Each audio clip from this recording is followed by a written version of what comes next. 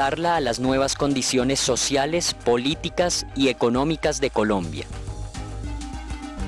La financiación, eje principal del debate, se apoya en la incorporación de nuevos modelos, como la designación de la función de financiar la educación a empresas privadas o a universidades con ánimo de lucro. Esta coyuntura abre la discusión sobre quién debe asumir la responsabilidad de la educación en Colombia.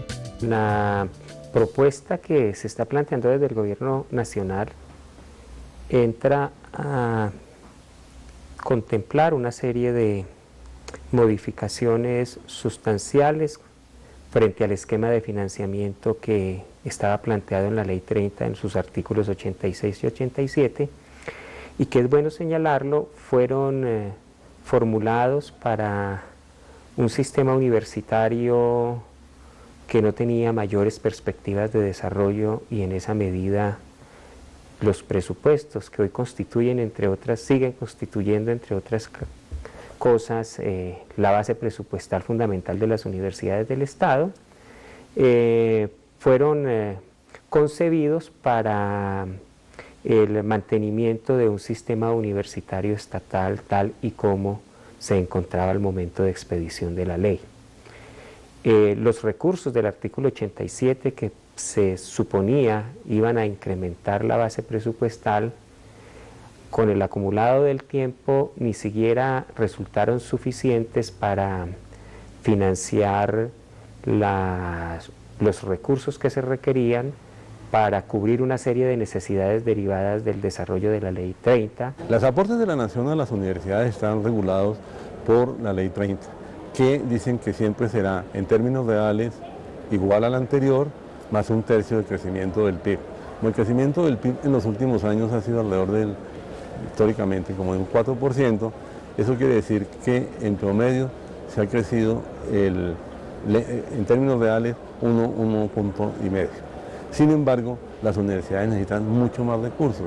Como pudimos ver en la presentación y está en el texto, la universidad, la canasta de bienes que compra la universidad crece más rápidamente, crece más rápido que la canasta de bienes que compran las personas. El modelo de financiación que se propone en el proyecto de reforma de la Ley 30 de 1992 básicamente es un modelo que es la continuación y profundización del modelo que se impuso cuando se planteó la ley. Y es un modelo dual en el cual una parte de los recursos se asigna directamente a las universidades de acuerdo con el histórico de asignación de transferencias del Estado a las universidades, y otra parte se asigna mediante el sistema de los indicadores. Este modelo lo que hace es profundizar en la aplicación de indicadores para la distribución de recursos. Este modelo ha sido aplicado durante 18 años de vigencia de la Ley 30 y ha conducido a que el Estado cada vez sea menos, en términos proporcionales, lo que aporta para el presupuesto de las universidades. No hay ningún problema en que usted financie, pero no puede financiar por debajo del costo del dinero, porque puede ser llamativo y todo, pero tiene el problema de que después usted pierde los fondos, que se descapitaliza. Entonces, por esa razón, sería muy bien si usted puede decir, bueno, vamos a financiar, por ejemplo, un caso alternativo, vamos a financiar las universidades a través de créditos, pero los créditos tienen mucho más bajos que el crédito comercial, por supuesto. ¿Por qué? Porque es una inversión social. El que se va a ganar la educación, como decíamos, no es solo una rentabilidad privada, tiene una rentabilidad social. Entonces, usted sí lo puede pagar, y desde ese punto de vista, una persona que está ya en la universidad o que entra a la universidad podría pagar con dos condiciones, que son las que debería acompañar el Estado. de que haya la posibilidad de empleo y que ese empleo sea remunerado al menos para lo que usted necesita, ¿sí? Lo que usted necesita como para poder pagar el crédito y vivir.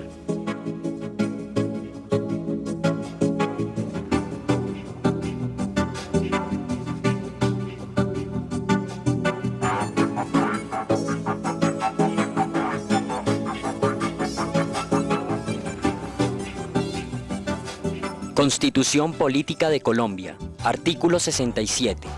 La educación es un derecho de la persona y un servicio público que tiene una función social. Con ella se busca el acceso al conocimiento, a la ciencia, a la técnica y a los demás bienes y valores de la cultura. Se demostró, digamos fuera de toda duda, se demostró que el principal motor del crecimiento y del desarrollo es la capacidad de crear y absorber conocimiento. Y para eso la universidad es crítica. Uno en general puede decir que la educación se define básicamente en el conocimiento. En ese sentido nosotros vemos que cambia totalmente el énfasis, el objetivo, digamos, de estas instituciones.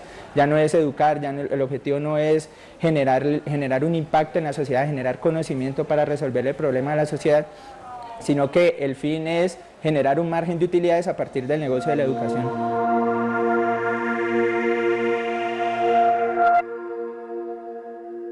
Ideológicamente consideran que esto es lo normal, lo que debe pasar, lo que debe suceder, pero para nosotros la educación vista como un derecho pues queda totalmente vulnerada, atentada, cambia totalmente su filosofía a partir de, o digamos su función social, su objetivo, a partir de la implementación de este tipo de universidades. Estamos de acuerdo con el problema de que hay que buscar más financiación para la educación, pero el cómo, hacerlo como si fuera un negocio privado, de sectores privados, para que la elección de qué se investiga, qué se logra, sea hecho con criterios simplemente de beneficio, no es adecuado. Y no es adecuado porque cada vez más el beneficio y la utilidad es globalizado. ¿Y los colombianos qué? La educación superior de Colombia ha sido y debe ser una responsabilidad del Estado. Si el Estado quiere desprenderse, me parece que se está faltando a algo fundamental y se está afectando ante todo el derecho de los colombianos a la educación, porque todos tenemos ese derecho a la educación y ese derecho a la educación debe estar garantizado por el Estado. Si la educación es un derecho, hay dos maneras de operacionalizar ese derecho, hacerlo práctico. Uno es decir, la educación es un derecho y por lo tanto el Estado tiene la obligación de garantizar que ese derecho pueda ser ejercido por todos, de manera igual, sin discriminaciones, etc. Otra cosa distinta es decir, la educación es un derecho y por lo tanto yo le voy a dar a las personas los medios para que libremente escojan ellas dónde van a ejercer ese derecho. El matiz es muy importante, es muy importante. Ambos están diciendo lo mismo como premisa fundamental. La educación no es un bien de consumo, no es una mercancía, es un derecho. Pero lo que importa es la consecuencia de eso. ¿Cuál es el paso que sigue? Lo importante en la vida es tener la oportunidad de formarse y es una deuda que en todo caso no le va a comprometer más allá del 10% de los ingresos futuros de un primer salario. Es decir, las condiciones que tiene Colombia hoy día en el crédito educativo, con todos estos beneficios, no lo tiene, puedo asegurarlo, en ninguna parte del mundo.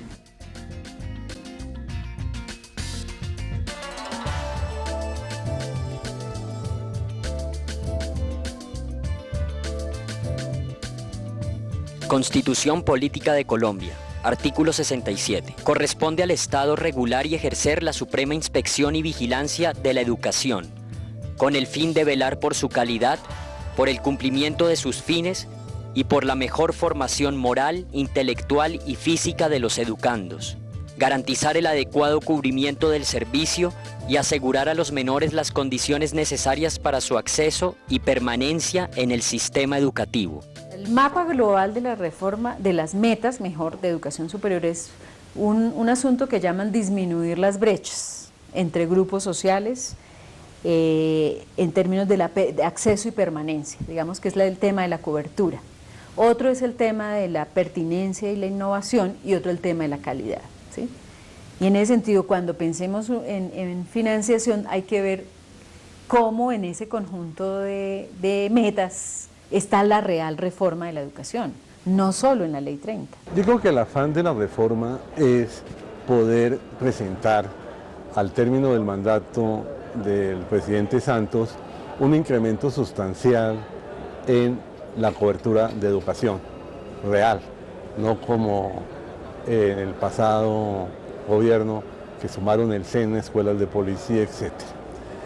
Y para eso entonces van a utilizar el modelo utilizado en Brasil y en otros países, de abrir el espectro de la educación a las universidades con ánimo de lucro. Hay un grupo de universidades, de compañías multinacionales que están prestando estos servicios educativos. En Brasil se vio ya que son servicios educativos de muy baja calidad. Entonces aquí tendríamos exactamente lo mismo, una falsa crecimiento de la cobertura. Y digo falsa, ¿por qué? Porque es que a un país no le sirven que tenga el número de estudiantes universitarios, que pasen los egresados anuales de 100.000 a 200.000, si realmente esos nuevos egresados no dominan unos saberes, unos conocimientos, no tienen una serie de valores que los capaciten para desempeñarse profesionalmente en sus disciplinas u oficios que estudiaron. La propuesta reconoce en ese sentido que hay un desfinanciamiento acumulado históricamente de las universidades públicas, que se ha reflejado fundamentalmente en la imposibilidad de adelantar proyectos de renovación tecnológica, de desarrollo de infraestructura de sus plantas físicas, de poner en sintonía los proyectos y las políticas de bienestar estudiantil y de articularse como corresponde hoy en día a los procesos de internacionalización de la educación superior, que demandan una serie de recursos adicionales para posibilitar una mayor movilidad de profesores y estudiantes. Yo sí creo que tiene que haber un crecimiento. Lo que pasa es que ese crecimiento, si está divorciado de una calidad, si está divorciado de un criterio de calidad, no sirve gran cosa. Fíjense que en los últimos años ha habido un crecimiento realmente lineal importante de la cobertura de la educación superior en Colombia, y paralelamente con eso ha habido un decrecimiento en los índices de competitividad y un decrecimiento en los índices de equidad. O sea que la cobertura sola no es suficiente, tiene que ser cobertura con mucha calidad. En la educación universitaria hay que mejorar la calidad, es decir, ya hay mucha oferta, digamos, pero no de tan buena calidad. Me parece que hay que mejorar la calidad sin lugar a dudas. Y hay que lograr una articulación con el sector productivo para no seguir sacando más profesionales en las mismas áreas sin consultar si el mercado los necesita o no. En términos de metas de calidad, el énfasis de la calidad en la política oficial se resuelve con sistemas de evaluación y medición, ¿sí? Fortalecer todo en los distintos niveles, ¿no? Medición de estudiantes, aseguramiento de la calidad por la vía de los programas universitarios e instituciones. Ese es el gran paradigma. Y lo transversal a ese paradigma es la medición, o la evaluación, o digamos que calidad en última se nos volvió evaluar y rendir cuentas. Quédese con Historias con Futuro.